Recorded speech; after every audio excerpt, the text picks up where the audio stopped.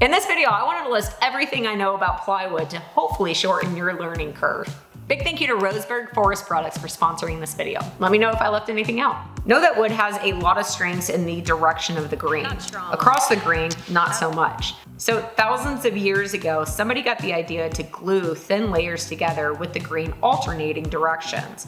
As far as we know, the ancient Egyptians were the first to do this for caskets and furniture.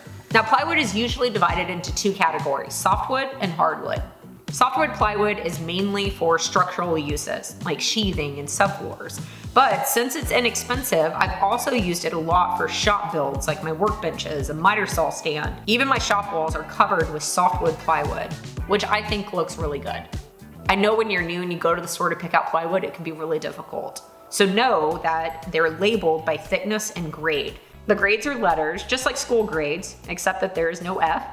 So you'll see labels like BC, meaning that one side of the plywood gets a B and the other gets a C. Grades are based on the visual characteristics of the face veneers, things like knots, splits, and patches. A faces are almost perfect and look good with a clear finish or paint. B faces have some small tight knots but still look nearly perfect when painted. C and D are pretty ugly, but the plywood is still pretty strong for components that won't be seen, like sheathing. There is no reason to spend more on higher grades. With some grades, you'll also see an X, as in CDX. That means the plywood is exterior rated, but it doesn't mean the plywood will withstand a lot of outdoor exposure. If it's left unsealed and gets wet repeatedly, it will eventually rot or delaminate, which is why it's so important to properly finish softwood plywood if it will be used outdoors. Softwood plywood can be great for outdoor projects like furniture and signs, but you have to seal and maintain it to make it last. Second category, hardwood plywood. Hardwood plywood is made for stability and appearance, so grading is a little different. Most stores carry only one grade, so you may not see any grade listed. But if you shop at a commercial supplier, which is going to have a much larger selection than your local big box store, you'll likely see a letter and a number. The letter grade is for the show side, and the number refers to the other side. An example, A3 plywood would have a perfect show side and then a side that's fine for hidden areas like the inside of cabinets. If you're at a store and they don't list the grade, you're probably looking at a B2 or B3 plywood. By the way, with most hardwood plywoods, only the faces are hardwood. The inner plies are softwoods or manufactured materials. Those inner plies are engineered not only for strength, but also to create a plywood that will stay flatter than the softwood plywoods used in building construction. At your home center, you'll probably find species like oak and birch.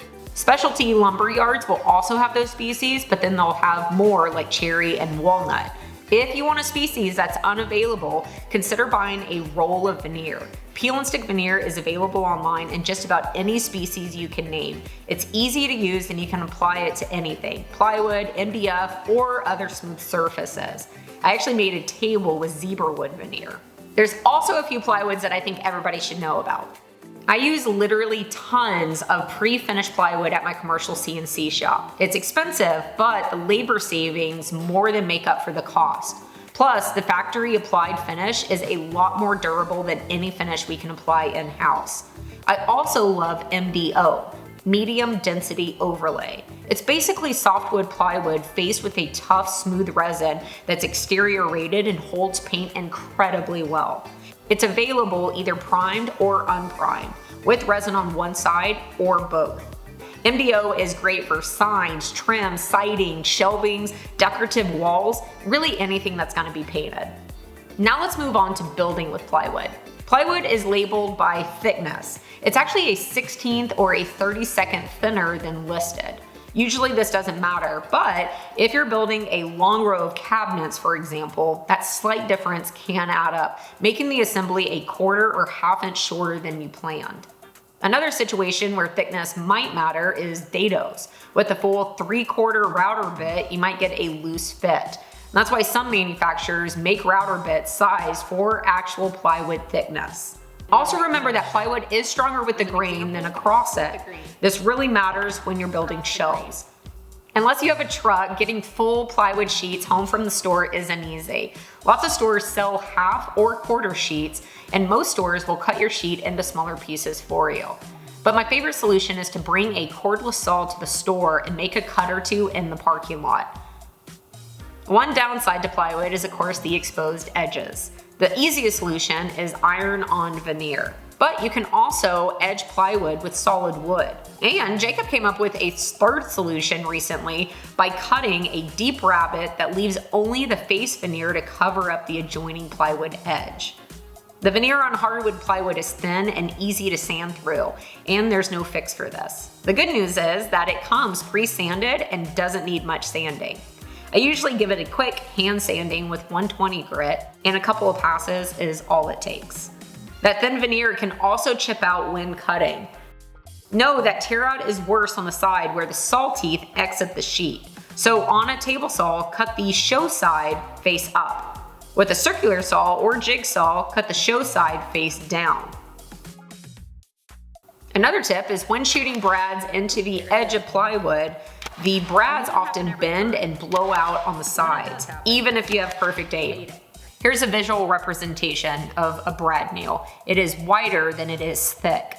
This is not going to be able to bend along this direction, but it can bend this direction. So whenever you're popping in your brad nail, it can bend like this and blow out, but it will not bend this direction.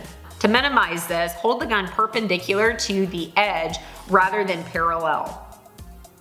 I've been wanting to make this video for a while, summarizing everything I know about plywood, so big thank you to Roseburg Forest Products for sponsoring this video.